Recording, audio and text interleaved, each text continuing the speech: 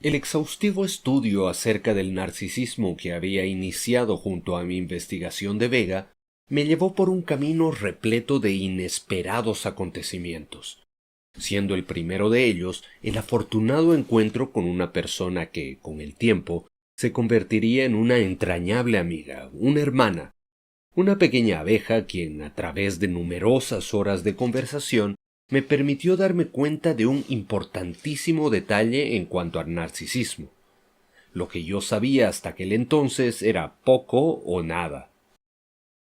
Esta ignorancia, descubierta a través de un proceso mayéutico, me llevó a descubrir distintas subdivisiones asociadas al narcisismo.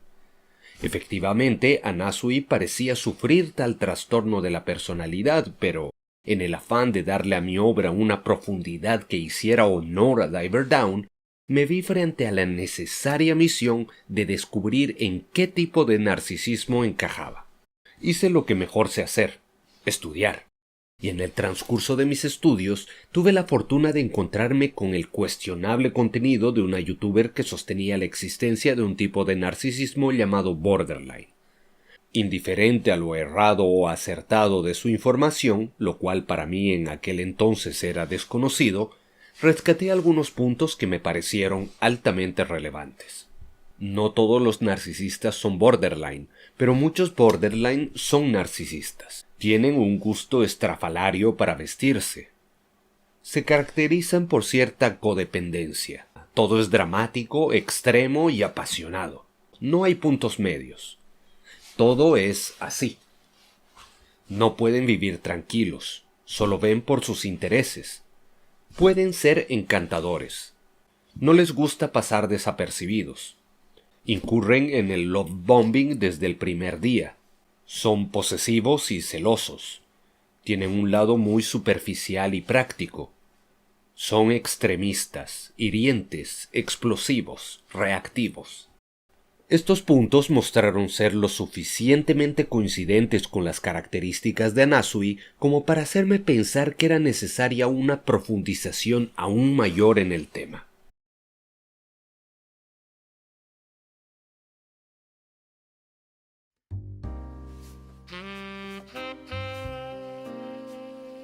La investigación posterior del narcisismo borderline me llevó a entender que, en realidad, la información con la que me había encontrado era el resultado de una interpretación errónea de trastornos de personalidad distintos.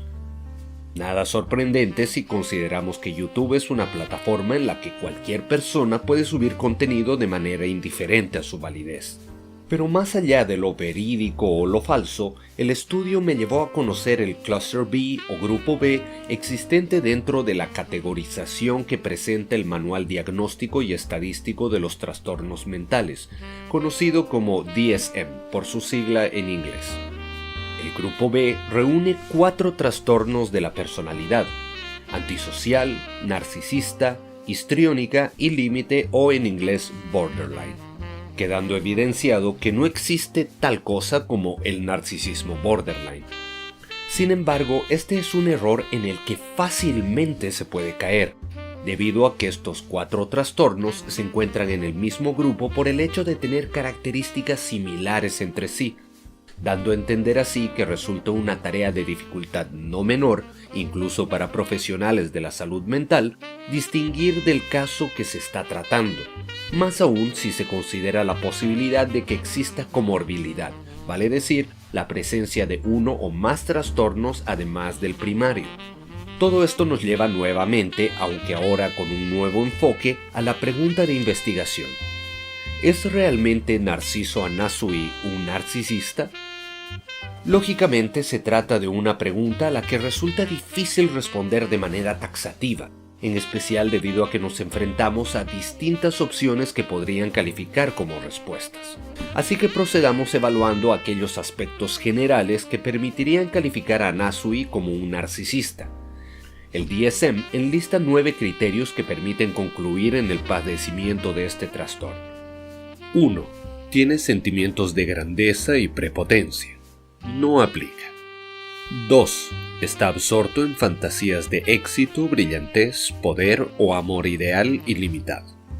Si bien el súbito y obsesivo enamoramiento hacia Jolene es el núcleo en torno al cual circunda la participación de Anasui en Stone Ocean, en el acto 3 se presentó evidencia que permite considerar que el amor del hombre de pelo rosa hacia la heroína Joestar es legítimo, por tanto este criterio no aplica. 3. Cree que es especial y único, y que solo pueden comprenderle o solo puede relacionarse con otras personas o instituciones especiales o de alto estatus. Existe un diálogo que encaja con este criterio y es el siguiente. Pero Jolene, yo soy el único que puede protegerte. Puedo hacerlo mejor que Weather o Yotaro. Tarde o temprano, empezarás a querer que te tome entre mis brazos. A pesar de que se trata de una ocasión única, se considerará que este criterio aplica. 4. Tiene una necesidad excesiva de admiración. Si bien es evidente que Anasui busca incesantemente la admiración de Jolene, este es el único caso, pues no le interesa la atención de ningún otro personaje. Por tanto, este criterio no aplica. 5. Muestra un sentimiento de privilegio. Es decir, expectativas no razonables de tratamiento especialmente favorable y de cumplimiento automático de sus expectativas. Se podría pensar que se observa tal sentimiento en Anasui a través de sus exigencias para con Foo Fighters. Sin embargo, en consideración de que el hombre de pelo rosa apelaba a un mutuo acuerdo, este criterio no aplica. 6. Explota las relaciones interpersonales, es decir, se aprovecha de los demás para sus propios fines. Si bien en distintas ocasiones Anasui declara abiertamente que su presencia en el equipo obedece a su interés personal en Jolene, no se aprovecha de nadie, salvo por el caso específico de Guchio, a quien, tanto en la acepción que implica la utilización en beneficio propio como en la de hacer estallar, explota, pero en dicho caso no existe una relación interpersonal. Por tanto, este criterio no aplica. 7. Carece de empatía. No está dispuesto a reconocer o a identificarse con los sentimientos y necesidades de los demás.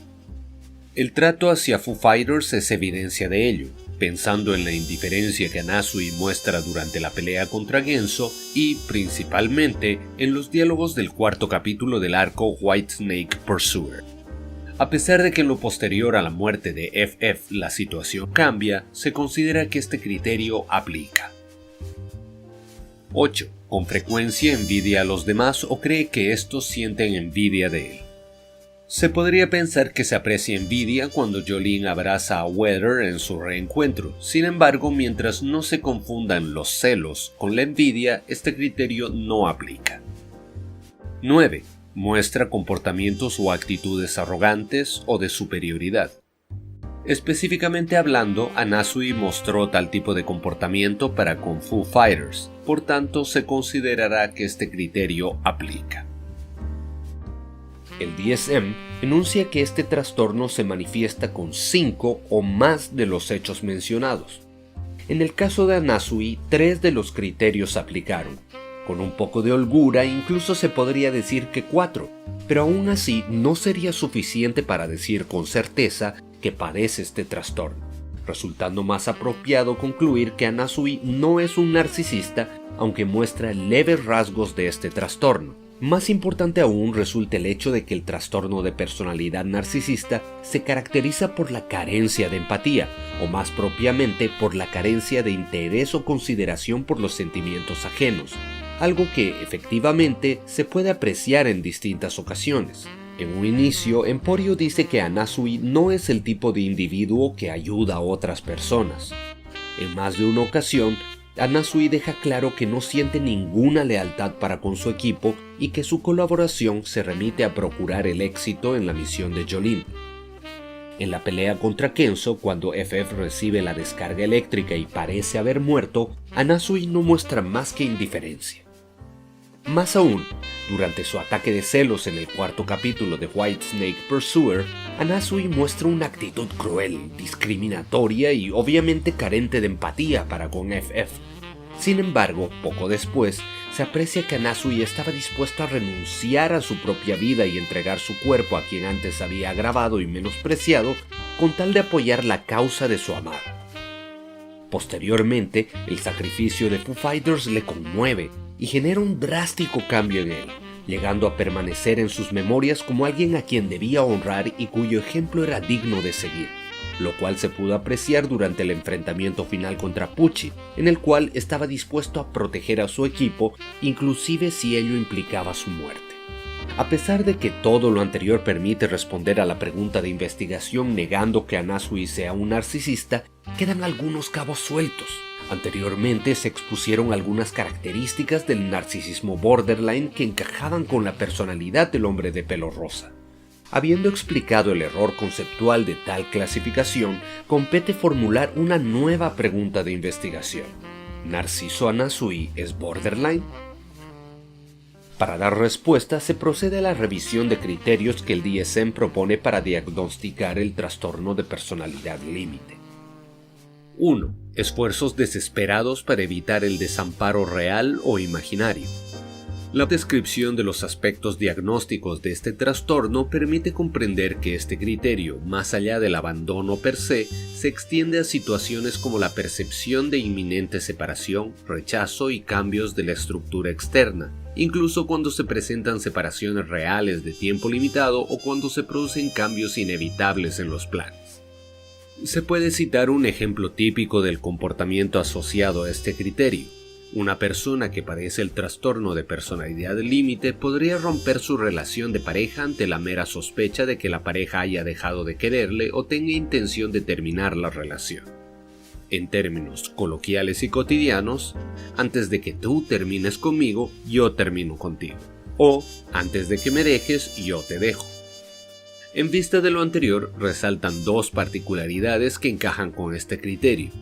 En primer lugar, los ataques de celos, tal como se apreciaron tanto cuando Anasui vio a Jolene abrazar a Weather durante su reencuentro, como cuando la vio junto a Yotaro en el capítulo 6 del modo historia de Eyes of Heaven.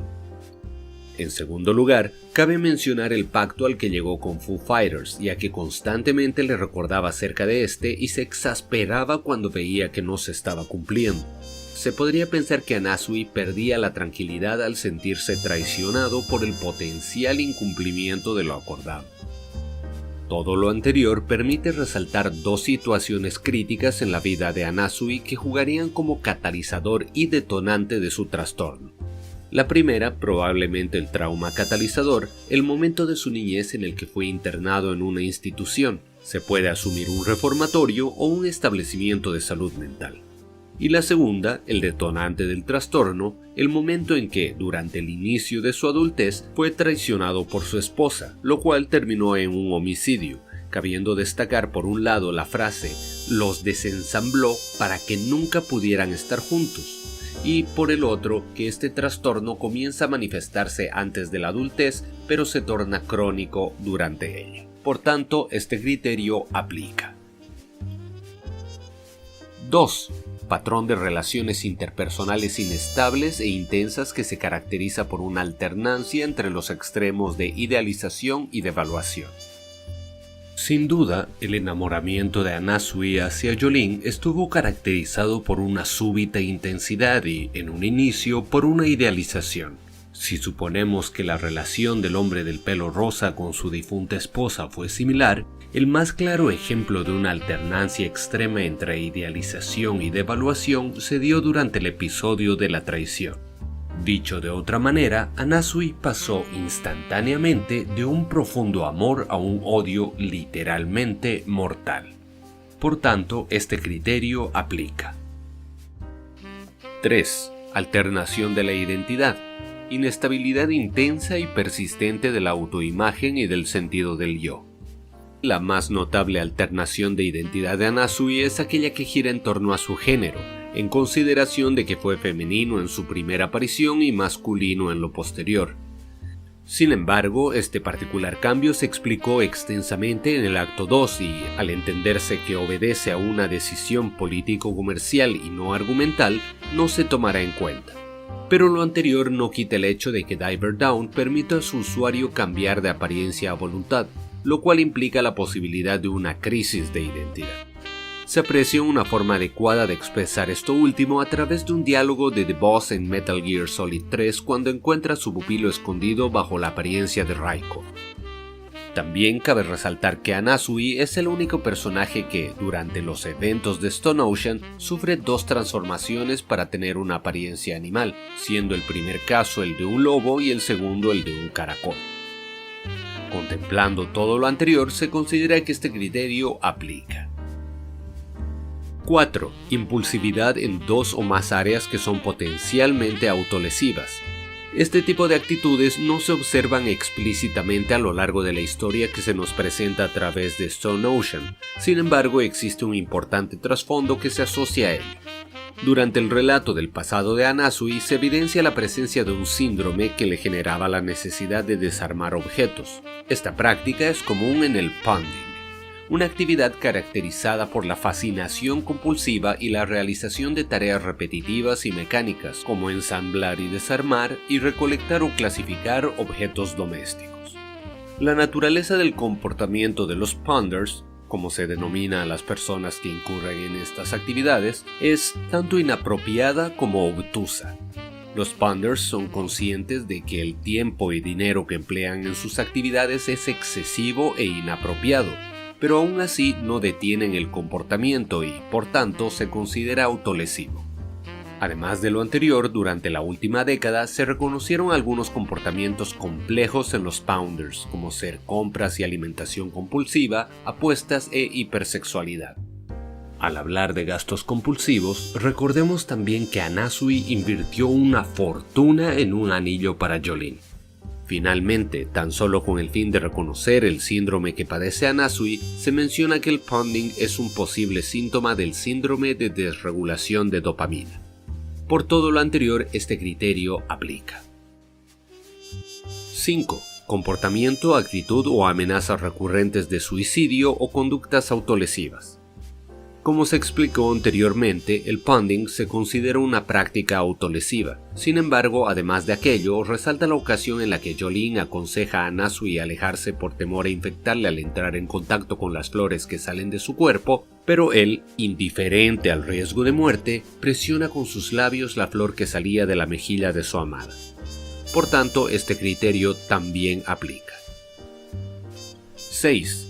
Inestabilidad afectiva debido a una reactividad notable del estado de ánimo, episodios intensos de disforia, irritabilidad o ansiedad que generalmente duran unas horas y, rara vez, más de unos días. El mejor ejemplo de esto se aprecia en la escena del anillo y los cocodrilos, ya que cuando Jolene termina tirándole el anillo al reptil, las emociones de Anasui cambian rápidamente, pasando de la dicha a la ira, luego a la desesperación y, poco después, a la normalidad. Por tanto, este criterio aplica. 7. Sensación crónica de vacío y o soledad. Existen 2 ocasiones en las que los diálogos de Anasui permiten apreciar un sentimiento similar al de vacío crónico, siendo la primera su monólogo después de la muerte de Weather. Pero ahora sé que arriesgaría mi vida por algo que fuera capaz de revivirme. Yo solía estar muerto. Y la segunda, su conversación con Yotaro cuando buscaba su aprobación para desposar a Jolene. Si usted dice que sí, esas palabras podrían salvarme. La fuerte voluntad y el corazón puro que Jolene ha heredado de usted, su padre, son la luz que ilumina la oscuridad en mi corazón, el cual podría colapsar en cualquier momento. Ella es lo que necesito ahora. Se puede apreciar la soledad de Anasui en todas las viñetas relacionadas a su infancia, más aún si se toma en cuenta su internación en la institución mental y el hecho de que él menciona que nunca generó lazos reales con su familia. Por tanto, este criterio aplica. 8. Enfado inapropiado e intenso o dificultad para controlar la ira. Exhibición frecuente de genio, enfado constante, peleas físicas recurrentes. Si bien se aprecia la temperamentalidad de Anasui en un par de ocasiones, sería exagerado decir que su enfado es constante, ya que sus episodios de ira son gatillados por motivos referentes a los criterios anteriores. En pos de evitar redundancias, se considera que este criterio no aplica. 9. ideas paranoides transitorias relacionadas con el estrés o síntomas disociativos graves. La despersonalización es claro ejemplo de un síntoma disociativo grave, tratándose de una alteración de la percepción o la experiencia de uno mismo de tal manera que uno se siente separado de los procesos mentales o el cuerpo, como si fuese un observador externo a los mismos. Este fenómeno se puede apreciar de manera textual a lo largo del arco Bohemian Rhapsody. Sin embargo, es necesario resaltar que ocurre debido al obrar de un stand enemigo. Por tanto, frente a la ausencia de mayor evidencia para confirmar este criterio, se asume que no aplica.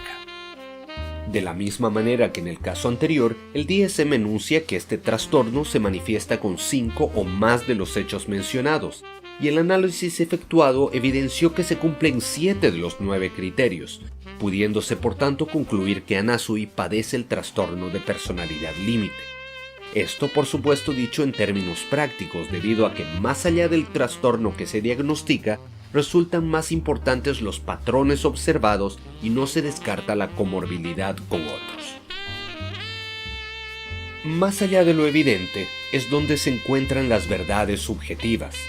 Más allá de lo evidente es donde tan solo se puede llegar a través de la interpretación.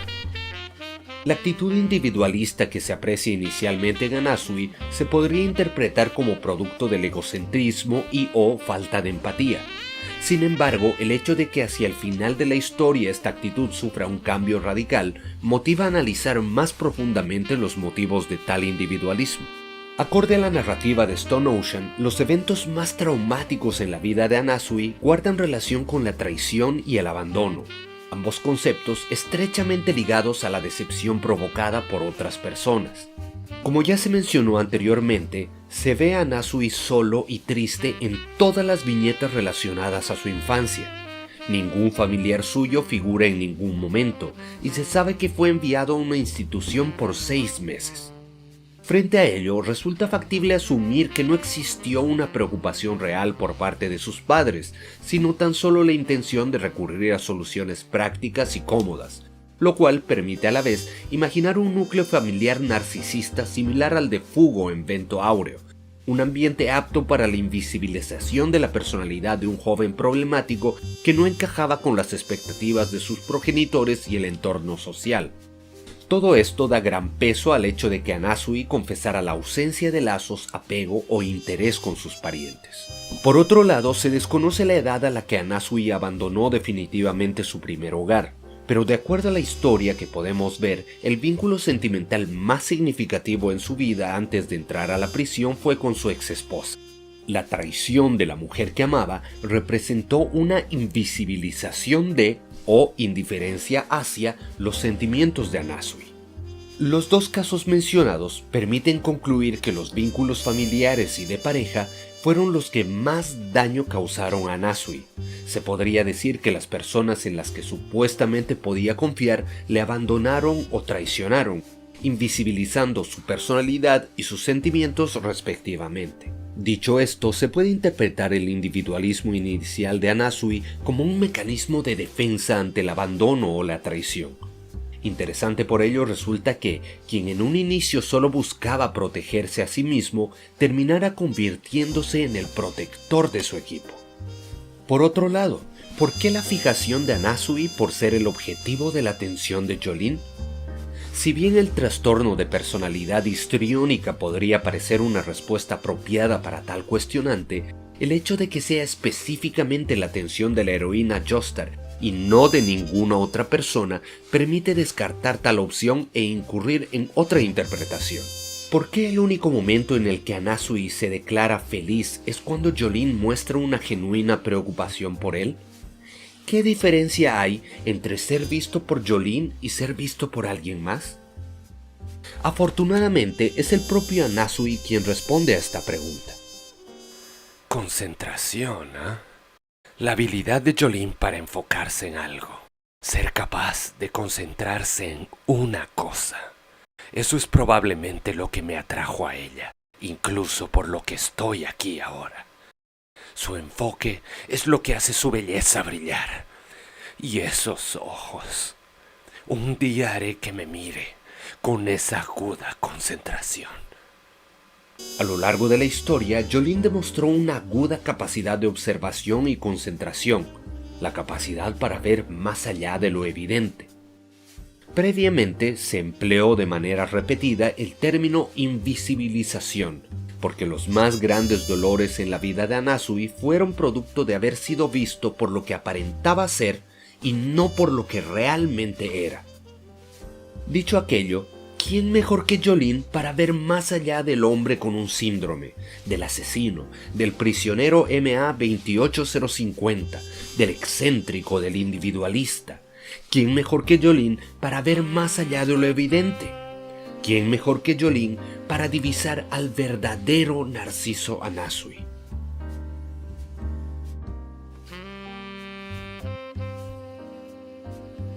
Uno de los aspectos más relevantes que, según mi criterio, debería ser tomado en cuenta a la hora de diseñar un personaje es el nombre. El ojo avisor habrá detectado en mi trabajo lo que podría considerarse un error. ¿Por qué escribir Anasui con una sola N y no con dos, como se aprecia en el manga o en el nombre de la diseñadora de modas a quien se referencia? Por un lado, no puedo negar la influencia de la wiki de JoJo's Bizarre Adventure, donde se aprecia tan solo una vez esta consonante en el nombre del personaje. Pero la verdad es que, mientras me encontraba en la disyuntiva de qué versión tomar para mi obra, vino a mi mente uno de los significados que se atribuyen al empleo de la doble N. Nomen netsio, término latino para referenciar a un anónimo. En consideración de que los dolores del pasado de Anasui se deben a la invisibilización y en honor a lo poético, preferí evitar la presencia de la abreviatura asignada para el anonimato en su nombre. Un detalle irrelevante en términos prácticos, pero fundamentalmente necesario para mí por haber generado un fuerte vínculo con Anasui, un vínculo que me llevó a un descubrimiento que cambió mi vida.